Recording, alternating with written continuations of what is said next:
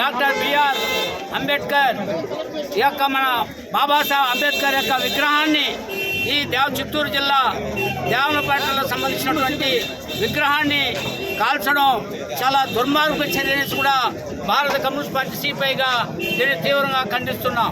మేము ఒకటే చెప్పదలుచుకున్నాం, ఈ భారతదేశ వ్యాప్తంగా ఒక దళితుల కోసం కాదు, భారతదేశానికి రాజ్యాంగాన్ని నిర్మించినటువంటి బాబాసాహెబ్ అంబేద్కర్ని ఈరోజు నిన్న రాత్రి ఈ విధంగా కాల్చడం చాలా దుర్మార్గం. ఈ యొక్క నిందితుల్ని పోలీస్ అధికారులు వెంటనే కనిపెట్టి ఉన్నటువంటి ఇప్పుడు టెక్నాలజీ అంతా మారింది, ఉన్నటువంటి పరిజ్ఞానం అంతా కూడా కొత్తగా వచ్చింది. అందులో టెక్నాలజీలతో ఎవరైతే దీన్ని కాల్చారో వాళ్ళని వెంటనే వాళ్ళని అరెస్ట్ చేయాలని కూడా భారత కమ్యూనిస్ట్ పార్టీగా మేము డిమాండ్ చేస్తున్నాం.